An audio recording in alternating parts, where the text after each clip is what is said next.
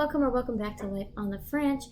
Today we're going to be talking about LGBTQ plus themed books. These are books that I bought from Unabridged Books, which is a bookstore known for its LGBTQ plus section, as well as its ongoing support to the community, as well as other social justice initiatives.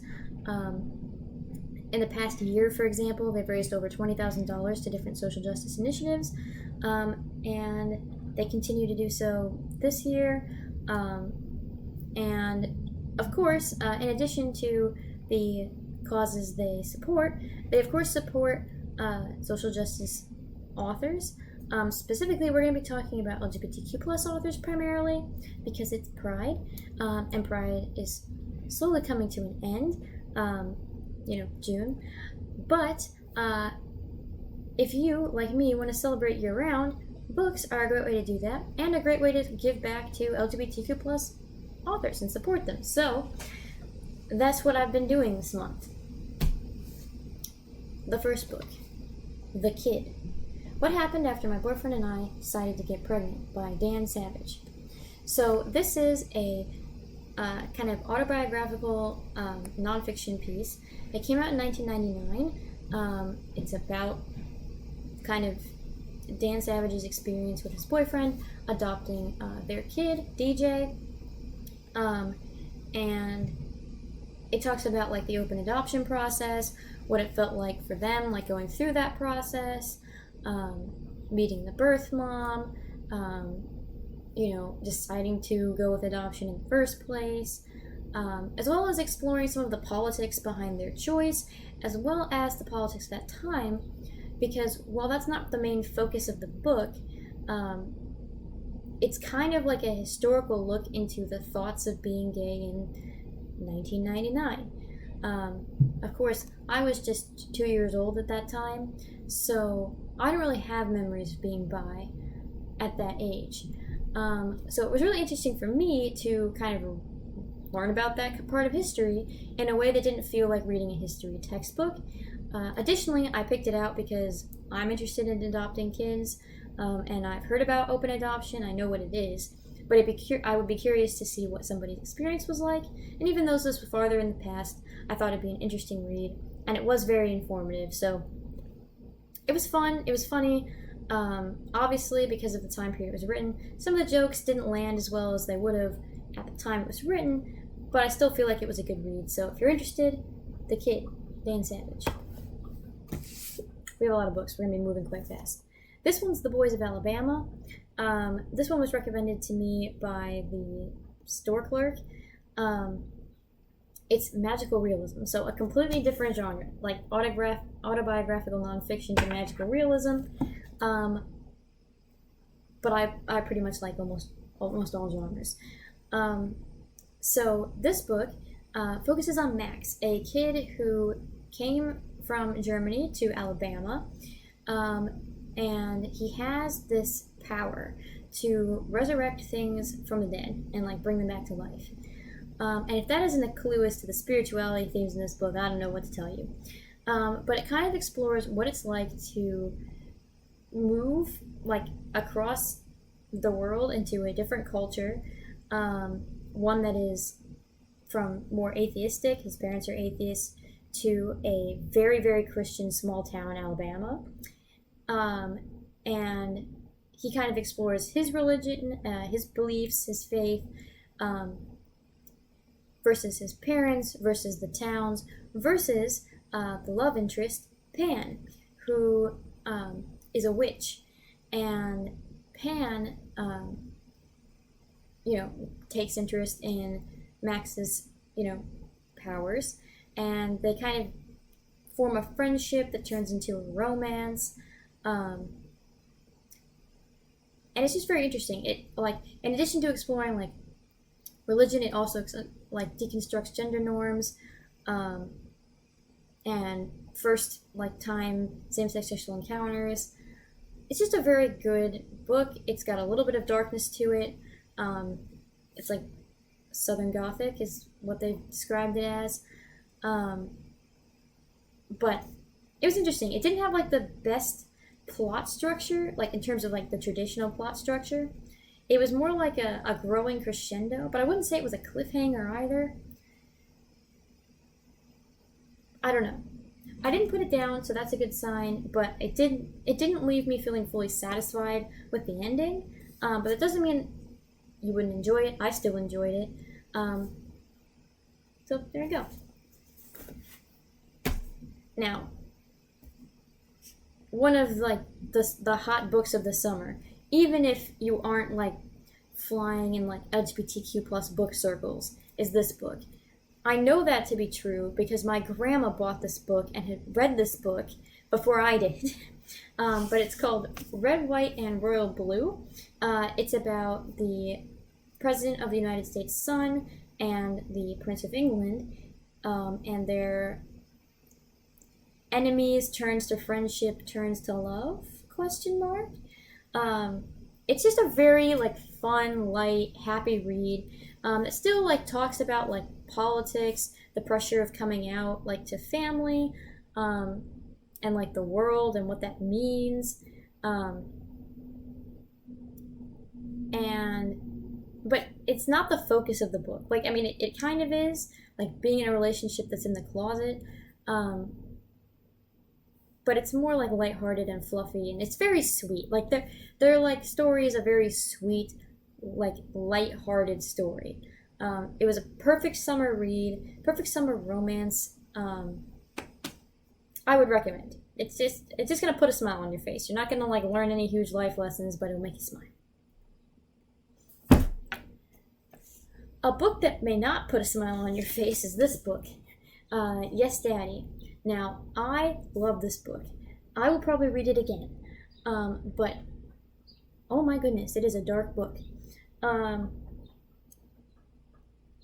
So, topics that come up in the book that you might want to be aware of before you buy the book would be rape, self-harm, suicide, depression,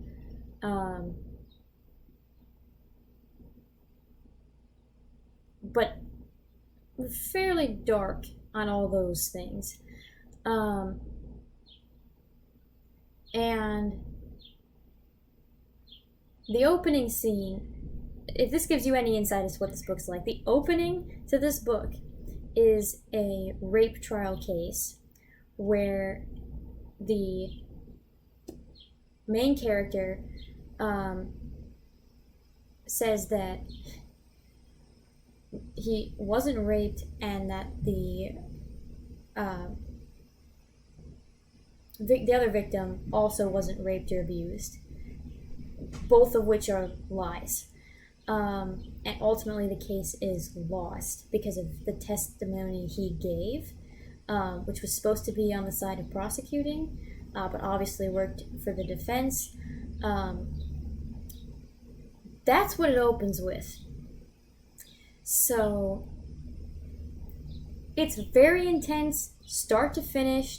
It's got a very interesting timeline. Like it starts in 2011, goes back to 2009, jumps to 2017. It's like a whole thing, but it's very, very interesting. It's kind of a thriller thing,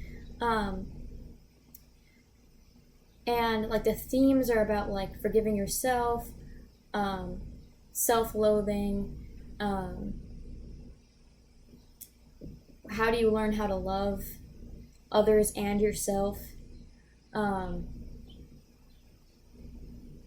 and deal with trauma in your life? How do you process trauma, as well as like some themes of religion. It's a pretty good, it's a very good book, and then the central plot is basically that the main character kind of wants to like be like flirt and like kind of become romantically involved with this like very rich playwright. The main character is also a writer, but a poor one. He's a waiter, and it's kind of about how that romance becomes like very abusive. It's an intense book. That's all I'm gonna say. But if that sounds intriguing, look it up, and I do recommend it as a book, as long as you're aware of what's going to be happening inside of it. Going back to nonfiction, so these are books that I have not yet read. We have Bisexuality and Contemporary Film and Television, the B word.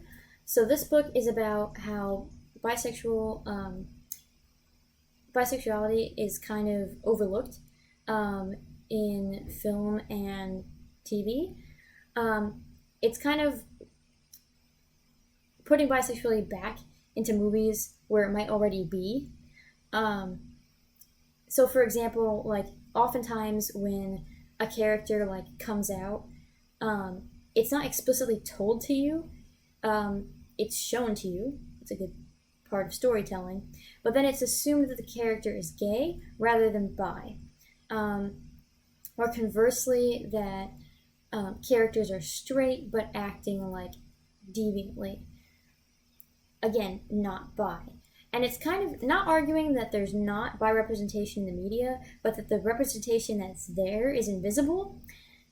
And I'm just very interested. I'm very curious to see like what their evidence is to support this, and just to like find more bi representation out there. I think it's kind of lacking in a lot of like mainstream movies and shows. So I'm excited to like read more about it, and hopefully, you know, they find stuff that also isn't like promoting just like random stereotypes either. Another nonfiction book that I'm reading, I mentioned how they don't just have like LGBTQ plus social justice books, is Dopesick. So it's Dopesick, Dealers, Doctors, and the Drug Company That Addicted America by Beth Macy. I'm pretty interested in this topic. I've read another book about it called Mudlick, which takes place in West Virginia. I'm pretty like excited to read this book, but I'm not going to focus on it here because it's not the point of the video, but I'll let you know if it's any good. Gay Bar, another nonfiction kind of autobiographical piece. So it's Gay Bar, Why We Went Out, and it talks about the kind of like how gay bars are like kind of going out of business and losing their uniqueness. And it's kind of exploring the relationship between place and identity, and place and culture. So as someone who is not a bar person in general, I don't have that much experience in gay bars. I'm excited to read about like it from a historical perspective. It goes back all the way to 1770 and to present, so I'm pretty excited. I'm like really looking forward to this, and it's supposed to be like mainly focused on like the author's own experiences, like at different moments at these different bars, and like how those moments shaped his life. And I'm just really interested in that. I'm always fascinated by like how like little moments change people's lives. So I'm excited to read this book. It's also apparently one of the bookstore's recommended nonfiction books for this summer, so hopefully it's good. Their other recommendation was good, so hopefully this one is too. Then we have Haus, which is a thriller. It's kind of about this recovered addict from Indiana, represent the Indiana part, and it's about how he goes to this gay bathhouse and has like a near-death experience in one of the private rooms, and it's about how his like relationship with this like dream boy that he has, a trauma surgeon, is threatened by this encounter, because obviously like there's kind of something going on with him and the other guy. So his whole like life is about to be upended, so he starts lying, and it's described as like this runaway train narrative. And I kind of like those. I like being able to not being able to put a book down. So I think it's going to be pretty good. But currently I am reading this book by Larry Kramer. I'm not going to read you the title. Apparently it's like it's like the Great Gatsby for gay fiction, apparently, except more controversial. So the book kind of explores like 1970s like gay scene in New York City, the clubs, the sex clubs, the bars, the BDSM scene, different kinks, and kind of follows this main character who like wants to find love. He's like 39, about to turn 40, and he really wants to find like someone to fall in love with, but he's like looking in all the wrong places. And I guess like the argument in the book, and one of the things that makes it controversial, not the only thing, is that there's kind of this like theme, I guess, that if you have too much sex, then you aren't able to love anymore. Like life becomes meaningless, love becomes meaningless, and like too much sex will kill you. And it follows a bunch of different characters, and they kind of have this web of relationships, from what I've read so far.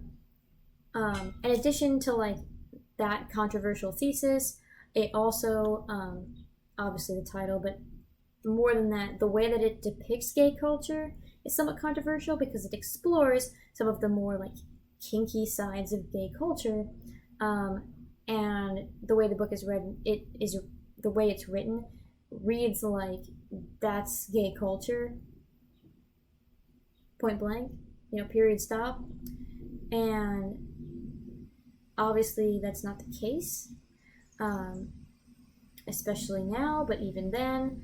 But I think if you read it from the perspective of this is a slice of part of the culture, some of that can kind of get erased. But again, I have not finished it. I did not live in the 1970s. But I do want to read it because it's supposed to be like one of those books you have to read. So I'll read you the excerpt on the back, or not the excerpt, but the description. Graphically sexual and one of the best-selling gay novels of all time, this book is the story of Fred Lemish, who at 39 has built up his body into a fatless state of being in great shape. That's the other thing, there's a lot of body shaming in this book. Anyhow, finally, he is ready to find Mr. Right, but from the Everhard Baths to the Pines on Fire Island to that place of myth and legend, the meat rack, Lemish is looking for his dream lover in all the wrong places. This book is a fierce satire of the gay ghetto and a touching story of one man's desperate search for permanence, commitment, and love. And again, there's a lot of graphic, kinky sex. So there's that book.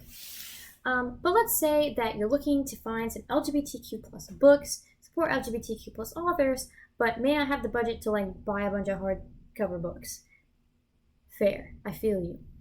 What I've been doing until this splurge was using my Kindle library, which I have through my Amazon Prime account. So you might have one and not even know it. I didn't know I had one. This is not sponsored. I didn't know I had one. But they have a crap ton of free LGBTQ plus books. And it's still supporting the author because you're getting the name out there. And I've caught myself, like, because you only can keep 10 books at a time, buying all these books that I really like so I can keep them but still exploring like new books without the commitment of buying those books. And when I say buy them, I mean put them on my Kindle for like $4. But it's been a really great way to find more like romantic, affectionate stories of gay love. Some of my favorite books that I've read so far have been Convincing Cole, or Hook, Line, and Sinker. There's other books in that series. I can't remember their names, but they're very good. I think Hook, Line, and Sinker might be the second book in the series. But they're good. I like them. They're like light. It's not super like deep. It's not meant to be deep. I'm reading it on my phone like I would Facebook. I'm not looking for like thesis papers in these books. But it's been a great way for me to get my fix, and I would recommend checking that out if you're interested as well. That kind of wraps up this video. We're going to be getting back more to some like hamster videos, more cooking videos, after June, but obviously this is still going to be part of the channel as it was before June. But I did want to dedicate space for Pride, especially as a bi woman. I just feel like the more representation, the better. But of course, representation could just be me cooking, because bi people are normal people, and that is also important to represent. So I'm going to be switching more into that mode after June. But if you liked this video, give it a thumbs up. If you want to see more of our content, queer or otherwise, click subscribe, ding the bell button to know when we post. But most importantly, I hope you have a wonderful day. Bye! Also, leave any book recommendations in the comments down below. I'm going to be out of books in about a month, so I'm looking for titles. Anyhow, bye!